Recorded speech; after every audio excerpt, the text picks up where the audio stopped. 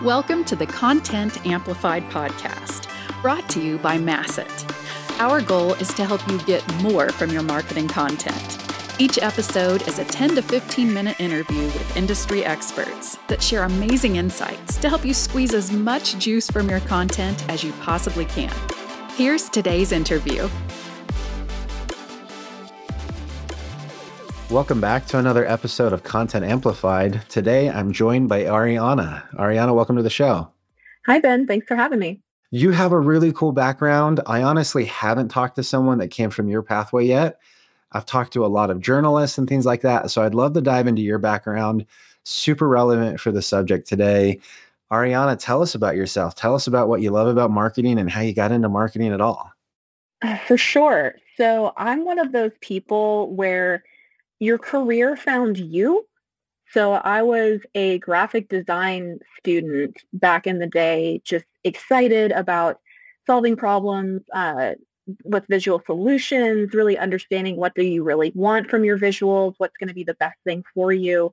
And through that, I discovered a love of video content as well, and especially video content that tells a story and that really shares an abstract thought. And that's essentially what I'm helping to do now. And that was my first job into the space, was business video for a company called Cirrus Insight. Maybe some people have heard of it. They were the first Gmail to Salesforce connector product on the market. It's been a couple of years since then, but really started making videos for that organization and focusing on creating content that was going to be helping their product-led growth or their PLG motion.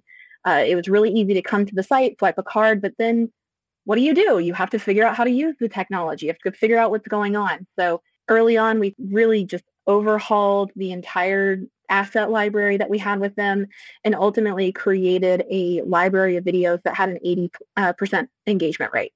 So 80% of all of the video content was watched on average. So a lot of your educational content, a lot of your tutorial content. And yes, people say, oh, you're just showing the product and saying, click here, click there. But it really does make a difference, because when people understand that what they're trying to do is really simple, it makes them feel good. And so expanding that further into content. And now ultimately, in my current role as the marketing director at Sales Intel with a focus on brand, so really focusing on overall organic content creation, including webinars, videos, podcasts, ebooks, you name it. If it's some kind of content form, it probably comes across my desk at some point and we talk about what's the best way to make it happen. I love it. So I'm excited for this because I love your background. I love your approach and view of marketing, and especially from that visual storytelling side of things, I think it's really fascinating. So what we're going to really talk about today is this idea that the world is continuing to say we need more video. Right? We need more and more, and video is the key and all that kind of stuff. When you hear that, what do you think of, and how do you handle the more video, I'm holding up the quotations, more video crisis or desire or need? How do you kind of approach that? First, when I hear that concept of, hey, we need more video, honestly, Ben, it's a love-hate relationship, because you have two things which are very critical to the question of any kind of content creation, but especially video. You have an interest. We want more video. Awesome. You are interested in what video or what you think video can do, but then you say more video. So you haven't thought this through yet. The person that's asking or making the statement, unless it's followed up with, we want more specific type of video, or we want video that helps us meet this goal, they themselves have not thought this through. And especially with the rising tools of AI, which even for content creators, this is not for that same purpose. People can't always tell you what they want. So I think we're good.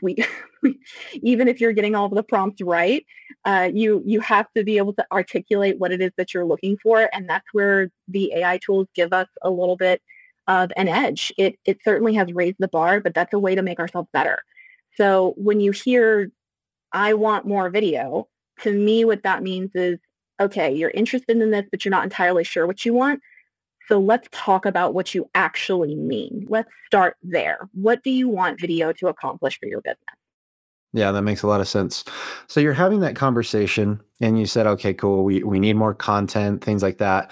What are you trying to accomplish? Let's say you've kind of nailed it down, right? You kind of understand it. How are you approaching creating more content? How are you approaching the storytelling?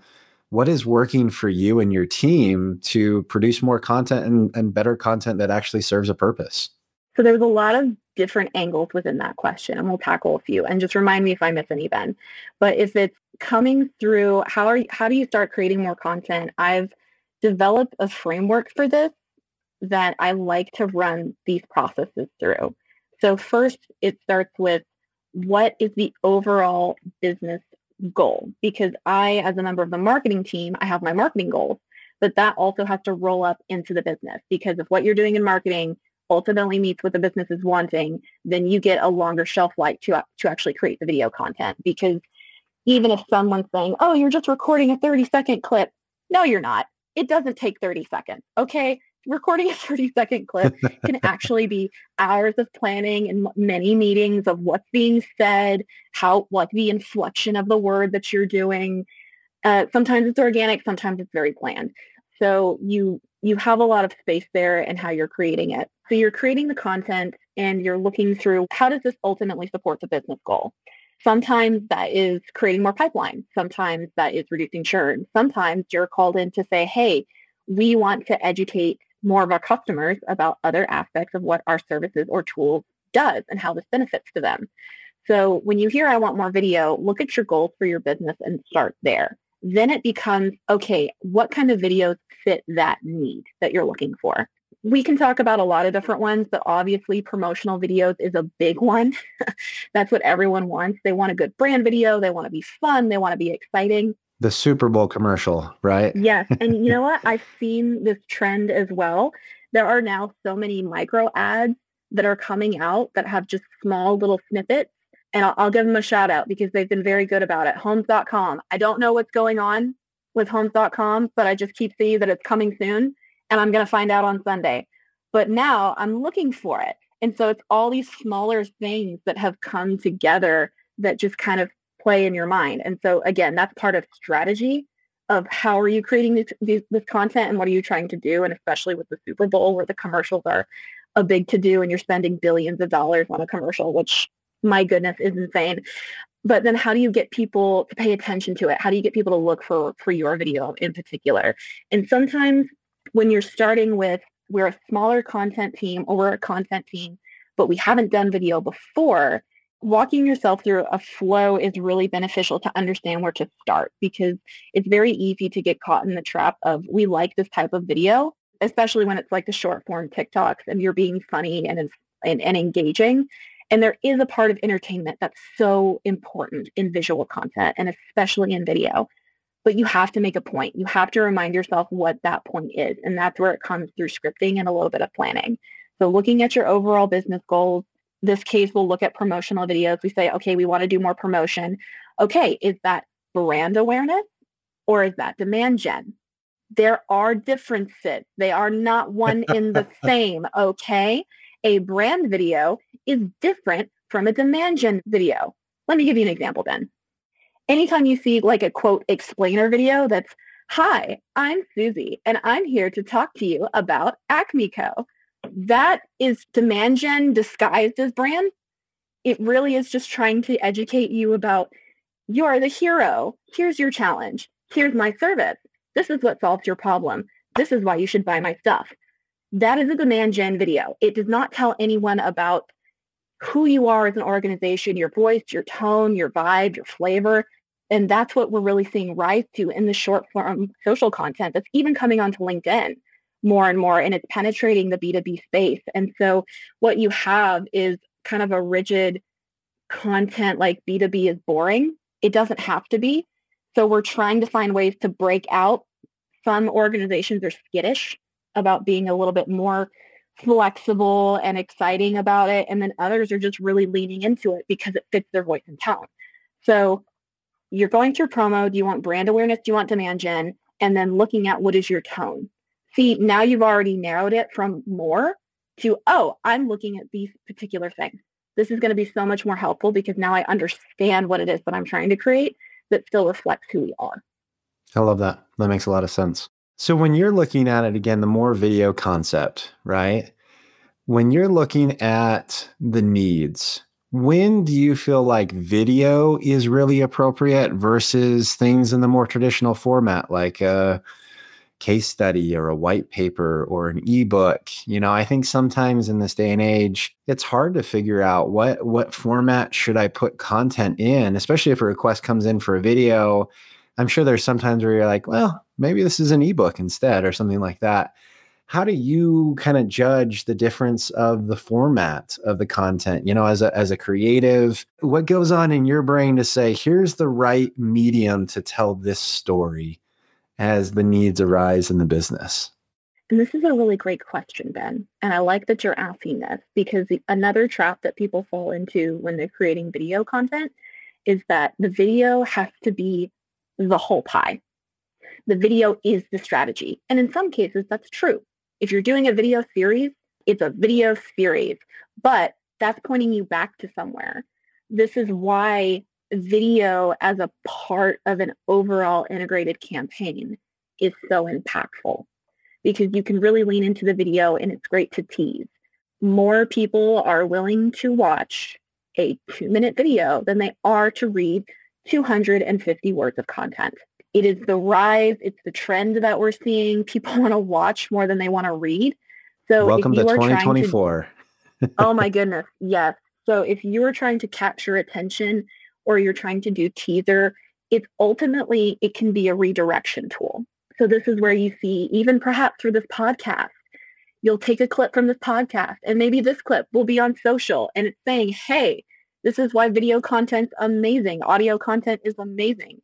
Go and point back to the main episode and watch the whole thing, because then you're netting organic traffic. You're getting more impressions to your brand. You're getting people to come and engage with you. And oh, look, there's the helpful demand gen CTA. It all flows together. So video doesn't have to be the whole pie of what you're doing. It needs to be part of the integrated campaigns of what you're doing. So a small case study clip that points back to the case study that has links to like a transactional blog that actually solves the problem that you're talking about, and then you get the bite. And so it layers on top of each other. I love it. So one final question before the end. Every business is at a different scale and size and has different resources. And I think a lot of times people are timid because there is so much video content that they have to meet a certain standard of quality. How have you kind of approached that? I mean, obviously there's budget ways to do it and this and that and outsource and insource. What are some tips and recommendation when it comes to actually getting the video motion going or improving the video motion that you may already have in-house? Yes, this is another part of this question, because when you hear more video, that doesn't always mean more budget. And that's where this gets a little scrappy. So in my background specifically, I didn't really have a budget at Cirrus. I was shooting a lot of things on like a DJI gimbal, which is a handheld set. But nowadays, you can really shoot something very well on an iPhone and still get a quality camera. In fact, Wistia is a video hosting platform, and they have an entire, that's their whole content library. How do you create video on a budget? And they've even said, hey, go to Home Depot and get this stuff for $200, set it up this way, and you've got a setup. Then you have all of the budget in the world. So when it comes to whether you're using a handheld iPhone or you have all of the dollars to have like a production assistant and a director and the lights and the camera and all of the set dressing, it comes down to really telling a compelling story. And there is a quality threshold in there. Don't get me wrong. Content is very important, and what you're saying is important. But again, we do judge books by cover. We're not all wonderful. It's also not 2006 anymore. A grainy YouTube video is not going to cut it. When YouTube first came out, we're like, oh, I can't see it, but I can hear it. It needs to be clear. You need to have a clear image. You need to have a clear audio. But in terms of the quality of what you're trying to shoot, if you're saying, oh my goodness, I can't look like a LinkedIn learning video, I just don't have that capability, that's okay. What are you trying to communicate? Now, if you're trying to do something at that scale, yes, you should have that to be taken seriously and to be doing a lot of really great things. But if you're taking short social clips or you're starting your podcast, meet the quality thresholds of, yeah, this looks good. This looks good. This sounds good. We don't have a lot of over graphics. That's also another thing that's really helpful for a lot of first-time creators.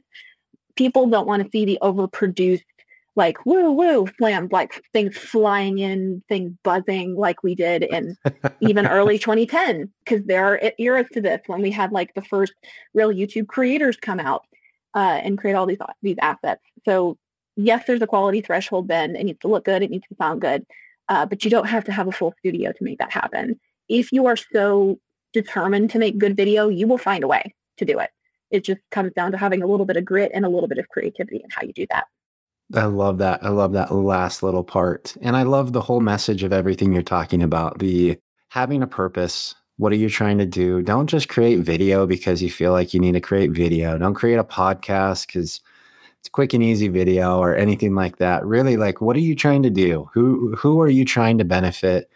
How can they be benefited? What story are you actually trying to tell? Then figure it out. Because I think a lot of the times it's backwards. And I think you nailed that exactly right. And then even when you're going through all of that stuff, because someone will say, but Ariana, you haven't told me how long of a video is good. Should I be making videos that are 30 seconds or 10 minutes? When you're looking at this in your strategy and you are looking at where you are putting the videos, those platforms will tell you.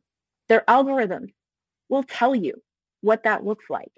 So again, when it comes to link, that's something you can look at the promotional platforms that you're looking into and what they want. If you're putting something on YouTube, they want people to stay on YouTube. They want more search time. So a longer video there does better.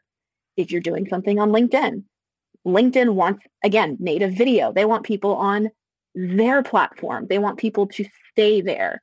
And there's all of these different things and all the people that have mastered the LinkedIn algorithm that will tell you what that looks like. So when it comes to the length of the video, don't feel like you have to meet a certain mark just to meet a certain mark. Tell the story, tell it efficiently, and get out. Cut, break, outro, move on. Yep, I love it.